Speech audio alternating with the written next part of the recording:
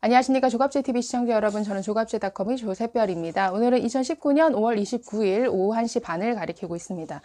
네, 오늘은 살기 좋은 곳에 대해서 좀 얘기를 해보려고 하는데요. 그래서 살기 좋은 곳으로 선택할 때 어떤 기준을 선택을 하시나요? 뭐 교통이 될 수도 있을 것이고, 뭐 교육 환경, 뭐 자연 환경, 또 뭐 문화시설, 편의시설, 뭐 이런 것들이 될 수가 있겠죠. 이런 기준들이 있을 텐데, 글쎄 요즘에는 어떤 한 도시의 경쟁력, 어떤 한 나라의 경쟁력을 좌우하는 뭐 여러 요소가 있겠지만 굉장히 중요한 요소가 되는 게 바로 기업입니다. 그 나라, 그 주, 그 도시가 정말 얼마나 친기업적인 환경을 제공하느냐가 그 도시나 나라의 경쟁력을 높이는 이러한 요소로 굉장히 크게 작용하더라는 거죠. 최근에 미국에서 이제 발표를 했습니다. 미국에서 가장 살기 좋은 주 뭐 50위, 그다음 뭐 미국에서 가장 살기 좋은 도시 뭐 랭킹 뭐 50위까지 이렇게 선정해서 발표를 했는데, 사실 이거는 뭐 매년 발표를 합니다. 근데 지금 그 결과를 봤더니 상위에 랭크된 그런 주 또는 도시의 특징들의 하나가 바로 이 기업이었습니다. 그러니까 좋은 기업을 많이 가지고 있는 도시나 주일수록 굉장히 점수가 높았다. 그래서 좋은 기업이 들어옴으로 인해서 좋은 일자리가 제공이 되고, 그로 인해서 또 새로운 인구가 계속 유입이 되고, 또 기업이 낸 세금으로 그것이 다시 어떤 인프라나 여러 기반 시설에 투자가 되고, 또 교육이라든가 의료, 여러 복지 혜택으로 이어지는 이런 선순환이 창출이 되더라. 그래서 요즘에는 정말 잘 살기 좋은 곳을 좌우하는 여러 요소 중에 정말 이 기업이 굉장히 큰 요소로 작용한다라는 것을 알 수가 있었습니다. 네. 보통 이것을 선정해서 발표하는 매체는 물론 여러 매체가 있는데요. 가장 대표적인 미국의 매체가 US 뉴스 앤 월드 리포트라는 이 매체입니다. 이 US 뉴스 앤 월드 리포트가 이제 컨설팅사죠. 맥킨지 컨설팅과 함께 이 살기 좋은 주를 선택해서 이렇게 발표를 했습니다. 그 결과를 한번 보면, 네, 이렇습니다. 화면을 보시면, 네, 1위를 차지한 주가 워싱턴 주. 잘 아시는 시애틀이라는 도시가 이제 속해 있는 워싱턴 주가 작년에 6위였는데 올해는 1위를 차지했고요. 자, 2위는 뉴햄프셔 주였고, 3위가 미네소타, 그다음 유타, 버몬트, 그다음 메릴랜드, 버지니아 뭐 이런 순으로 나타났습니다. 네, 이 도시들을 선정한 기준은 이런 것이었습니다. 의료, 교육, 경제, 인프라 부분에 이제 가장 많은 가중치를 두고 점수를 줬고, 그다음 뭐 기회 균등, 재정의 안전성, 그다음 범죄 예방, 그리고 자연 환경을 더한 총 8개 부분에서 점수를 매기고, 또 5만 명에게 설문조사를 한 결과를 바탕으로 이렇게 선정을 했다라고 합니다.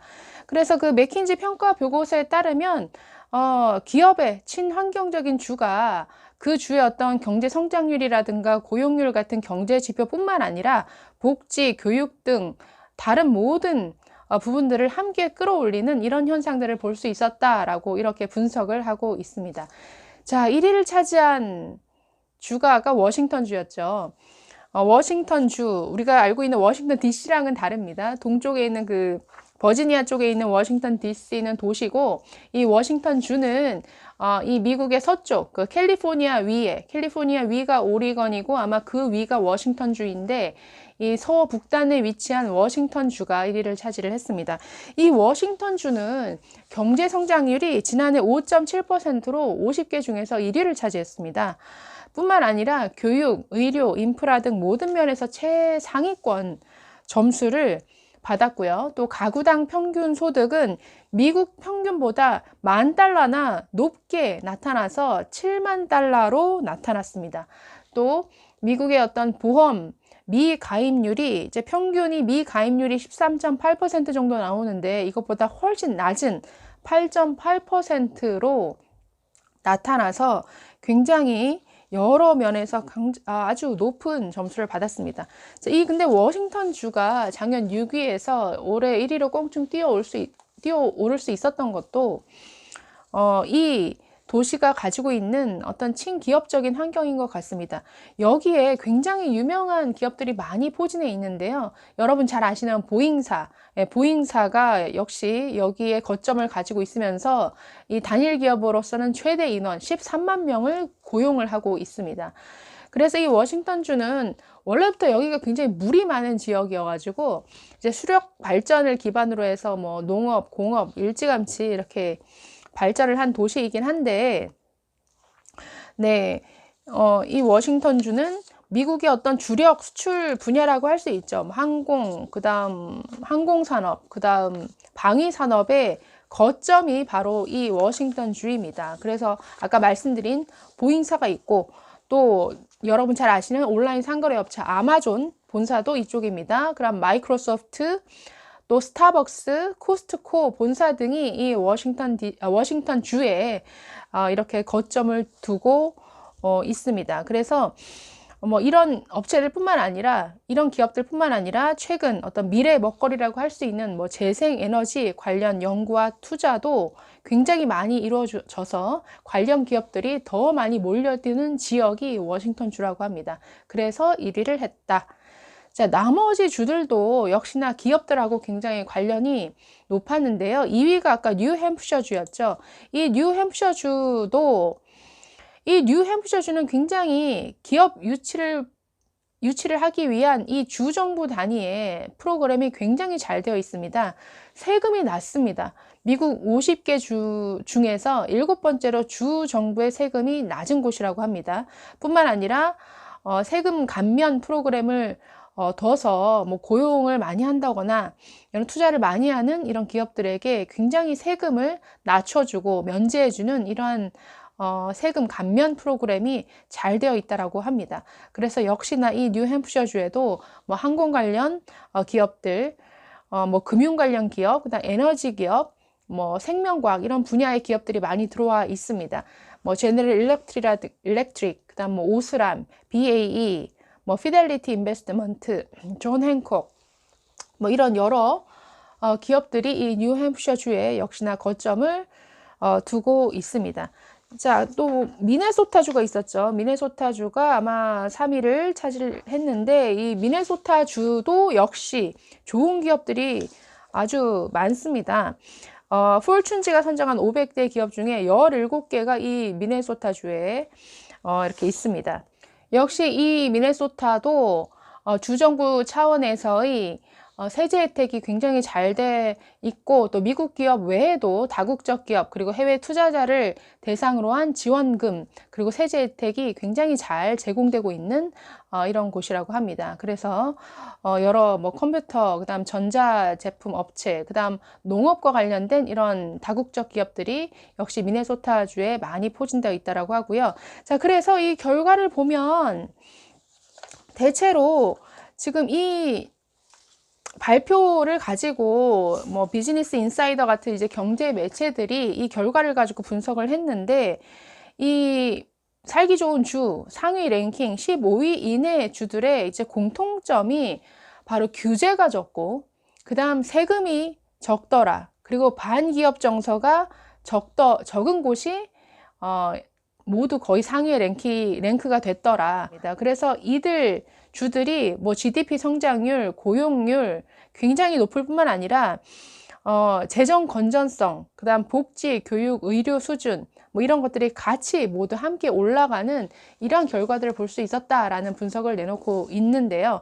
그래서 정말 요즘에는 이 기업이 살기 좋은 곳의 운명을 결정하는 이러한 중요한 요소가 되고 있는 것 같습니다. 사실 뭐 우리나라도 마찬가지인 것 같습니다. 굉장히 재정 자립도가 높은 이런 도시가 어디냐라고 봤더니 뭐 화성, 이천, 수원, 용인, 청주, 평택 이런 곳이 굉장히 상위의 랭크가 됐는데 공통적으로 다 기업들이 들어가 있습니다. 뭐 화성, 삼성전자, 이천, SK하이닉스, 수원, 용인, 삼성전자죠. 청주, SK하이닉스, 평택, 삼성전자, LG전자.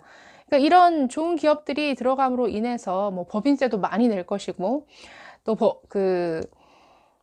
기업이 들어감으로써 뭐 일자리도 많아지고 어떤 지역 경제가 좋아지고 또 여러 기반 시설 확충이 이루어지고 뭐 평택 같은 경우에도 삼성전자가 제2공장을 지음으로써 그 주변의 집값까지 들썩이는 굉장히 여러 또 시설들이 많이 갖추어지는 이런 뭐 현상들을 역시나 볼 수 있습니다. 또 반면에 어떤 기업의 어떤 실적이라든가 업황이 부진함으로 인해서 그 도시도 굉장히 어려움을 겪는 뭐 이런 사례들도 있죠.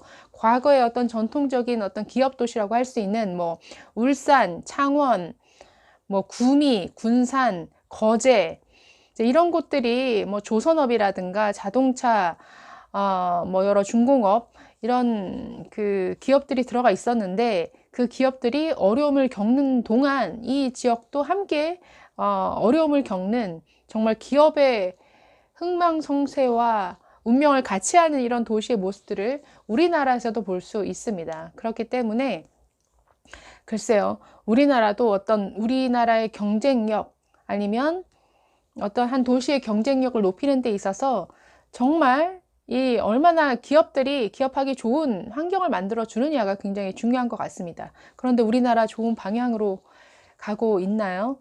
그렇지 않은 것 같죠. 작년에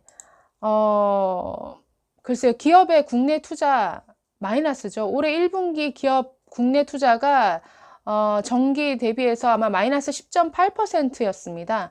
그러니까 기업들이 국내에서 더 이상 투자를 안 한다라는 거죠. 대신에 다 해외로 빠져나가고 있습니다. 작년 기업들의 해외 직접 투자액이 478억 달러였습니다. 작년 한 해. 통계 작성한 이래 역대 최고치였는데 왜 기업들이 국내를 버리고 해외로 빠져나갈까요? 그만큼 국내에서 기업하기 어렵기 때문이겠죠. 왜 이렇게 만들고 있는가? 뭐 여러분 잘 아실 겁니다. 근데 이 문재인 정부 정말 기업을 적폐로 보고 기업들을 정말 잠재적 범죄자로 만드는 이러한 제도적 법 개정 이런 추진을 많이 해왔습니다. 그래서 눈치 빠른 기업들 우리나라가 아닌 해외에 투자를 하는 이러한 양상을 보이고 있는데 나라의 경쟁력을 높이는 방향으로 가려면 이러한 기업들을 붙잡아 둘 수 있는 뭔가 메리트를 제공해야 될 텐데 이 문재인 정부 오히려 거꾸로 가고 있는 것 같아서 참 앞으로가 우려스럽습니다. 네, 감사합니다.